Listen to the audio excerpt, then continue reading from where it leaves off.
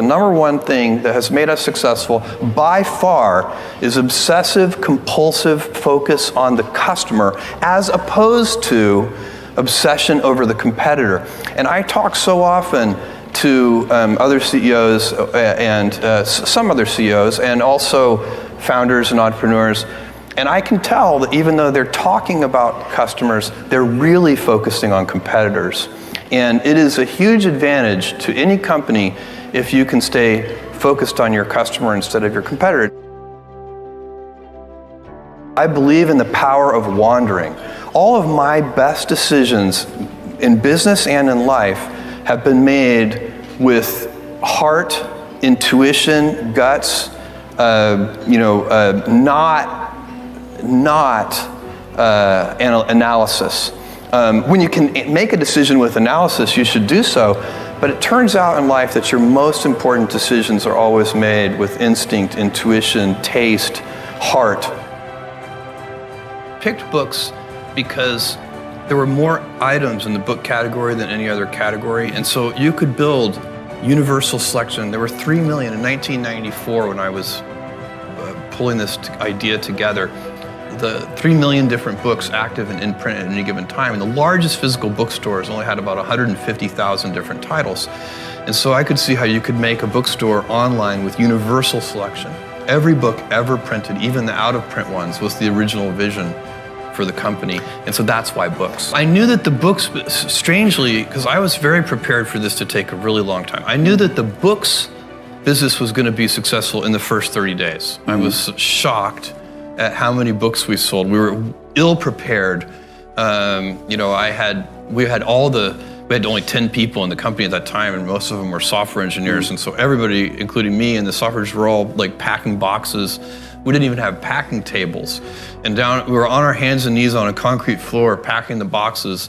And at about 1 or 2 in the morning, I said to one of my software engineering colleagues, I said, Paul, this is killing my knees. We need to get knee pads. And Paul looked at me and he's like, Jeff, we need to get packing tables. When I decided to do this, I first talked to my wife, who is sitting here in the audience, and she had married a relatively stable, goofy, but still relatively stable person working at a Wall Street firm. I worked at a quantitative hedge fund, and this was a hard decision. And I was looking for the right framework in which to make that kind of important decision. And the right framework I found is a regret minimization framework. And so that's just a nerdy way of saying that you want to project yourself to age 80, and then think back over your life. And if you're 80, you want to minimize the number of regrets you have throughout that period of time. I think this is something a lot of people do, maybe subconsciously. Very few people probably name it regret minimization framework because most people are healthier than that. But it was a very clear way for me to think about making that kind of life decision. And the way it helped was I thought, okay, if I go do this thing and participate in this thing called the internet that I genuinely believe is going to be a big deal, and if I fail, am I going to regret having tried and failed? And I knew the answer to that was no. But I also knew that if I didn't try, that I would always regret that. I would always wonder, and it would haunt me until that mythical day, which I actually hope will come.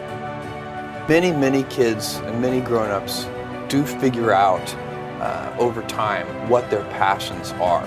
And sometimes we let I don't think it's that hard. I think what happens though sometimes is that we let our intellectual selves overrule those passions. And so that's what needs to be guarded against. I'm going to put the vast majority of my energy, attention, and dollars into building a great product or service, and put a smaller amount into shouting about it, marketing it.